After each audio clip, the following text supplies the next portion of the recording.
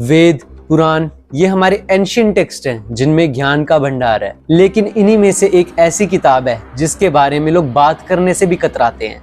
लोगों का ये मानना है कि ना ही इस किताब को घर में रखना चाहिए और ना ही इसे कभी पढ़ना चाहिए।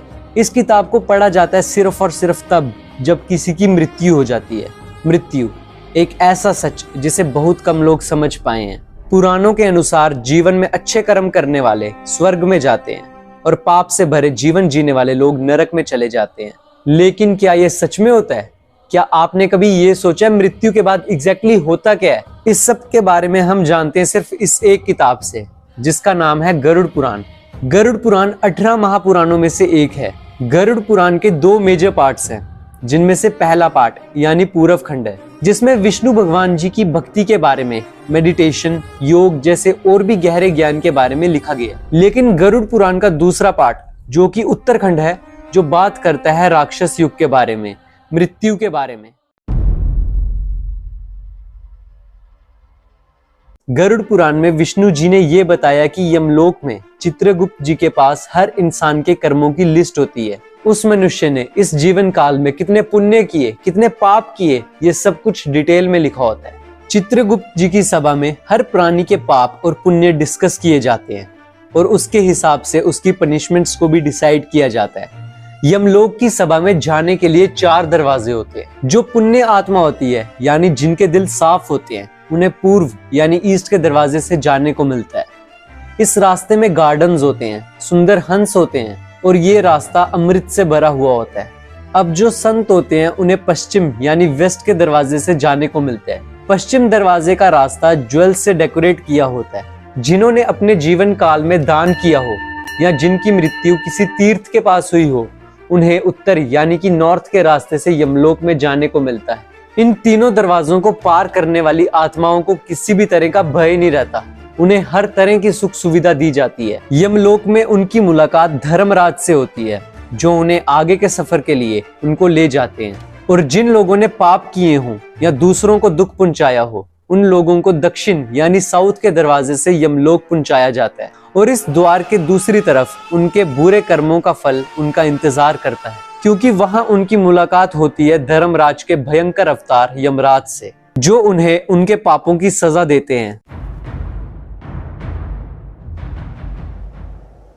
गरुड़ पुराण में अलग अलग पापों और दुष्ट कर्मों के लिए 28 अलग अलग भयानक और दर्दनाक पनिशमेंट्स बताई गई हैं। हर बुरे कर्म के लिए एक सजा है।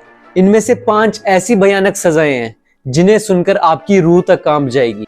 पहली सजा तामिश्रम यानी भयानक तरीके से चाबुक से मारना। जो लोग दूसरों की संपत्ति चुराते हैं, यम के सेवक उन्हें रस्सियों से बांधकर तमिश्रम नामक नरक में भेज देते हैं। उस नरक में उनको चाबुक से लगातार मारा जाता है। उनके बदन को इतना छील दिया जाता है कि उसमें से खून बहने लगे और वो इंसान बेहोश हो जाए। जब उसे होश आता है तो ये सारा प्रोसेस दोबारा से रिपीट किया जाता है, तब तक जब तक उसके सारे पापों की सजा खत्म नहीं हो जाती। नर्कलोक की दूसरी सजा कुंभी पाकम यानी गर्म तेल में पकाया जाना। जो लोग दूसरे लोगों को अपने फायदे या मजे के लिए नुकसान पहुंचाते हैं, उन्हें कुंभी पाकम नरक में भेजा जाता है, जहां एक बड़े से बर्तन में उबलते हुए तेल में उन्हें जलाया जाता है।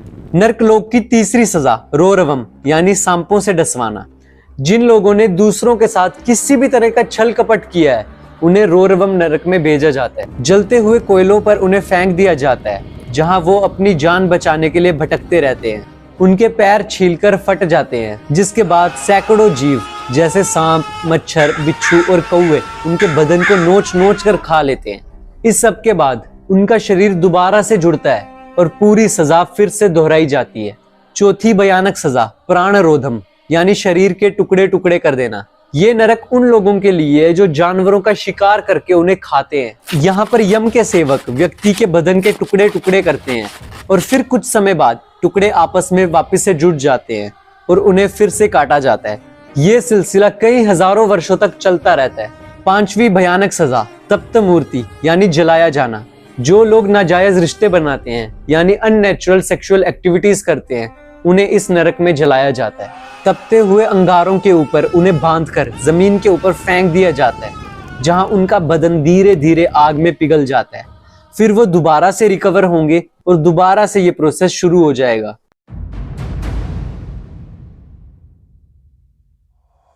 एक व्यक्ति की मृत्यु तय होने के बाद जिस वक्त उसके शरीर से आत्मा निकलती है, उसकी इंद्रियां यानी सेंसेस काम करना बंद कर देती हैं। उसे लोक परलोक सभी एक साथ दिखाई देने लग जाते हैं। जब मनुष्य के प्राण निकल जाते हैं तब उसे इतना दर्द होता है जैसे उसे 40,000 बिच्छुओं ने एक साथ डंक मारा हो। मृत्यु के समय यमलोक से 2 यमदूत आते हैं जिनकी गुस्से से भरी लाल आंखें होती हैं, टेढ़ा मुंह होता है। उनका चेहरा इतना डरावना होता है कि मरने वाला जीव डर के कारण अपने शरीर को और कस के पकड़ लेता है। उस इंसान की आत्मा अपने शरीर में दोबारा से घुसना चाहती है, पर उस समय ये पॉसिबल ही नहीं होता। यमदूत ने उस आत्मा को कसकर रस्सियों से जकड़ा होता है। बहुत कोशिश करने के बाद वो जीव तड़प तड़प कर रोने लगता है। वो गिर जाता है और उसकी आत्मा शरीर से बाहर निकल जाती है। यमदूत तुरंत उसकी आत्मा को बांध कर ले जाता है और यहीं से शुरू होता है यमलोक का सफर, जहां पाप और पुण्य को तोला जाता है, कर्मों का हिसाब किया जाता है और सजा सुनाई जाती है। माना जाता है जिस मनुष्य ने अपने जीवन काल में अच्छे कर्म किए, पुण्य या दान सेवा की, उसके लिए ये सफर बहुत ही ज्यादा आसान और आरामदायक हो जाता है। उसे रथ में बिठाकर ले जाया जाता है। लेकिन जिस मनुष्य ने अपने जीवन काल में अच्छे कर्म नहीं किए होते, उनके लिए इस सफर का हर क्षण दर्द और पीड़ा से भरा होता है, क्योंकि यमदूत उस जीव की आत्मा को रस्सी से बांधकर घसीटते हुए ले जाते हैं। उसे कहीं पर भी आराम करने का मौका नहीं मिलता। आत्मा को उसके सारे पाप याद दिलाए जाते हैं और फिर आत्मा रोने लगती है। इस तरह पृथ्वी लोक से यमलोक का सफर बहुत ही ज्यादा दर्दनाक होता है। मनुष्य जीवन में सारा खेल कर्मों का होता है।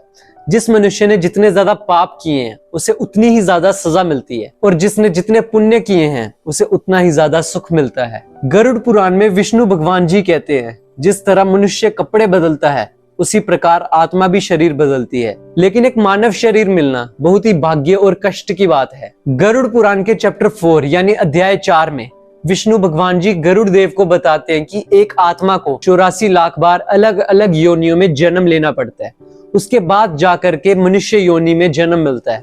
विष्णु भगवान जी ये भी बताते हैं कि एक जीव को उसके कर्मों के आधार पर, उसके पाप और पुण्य के आधार पर उसको अगला जीवन मिलता है। वो कभी कोई कीड़ा बनता है, कभी कोई पशु या पक्षी, या फिर कोई पेड़ बन जाता है। ऐसे ही 84 लाख बार अलग अलग रूप में जन्म लेने के बाद जब उसके पाप और पुण्य बराबर हो जाते हैं, तब जाकर उसे मनुष्य जीवन की प्राप्ति होती है। गरुड़ पुराण में मृत्यु के बारे में काफी विस्तार से बताया गया है, लेकिन साथ ही साथ इससे हमें कई सारे लाइफ लेसन्स भी सीखने को मिलते हैं। इससे हमें यह भी पता चलता है कि मनुष्य जीवन काफी मुश्किलों से प्राप्त होता है। इस जीवन को किस ढंग या तरीके से जीना है ये हमारे ऊपर है।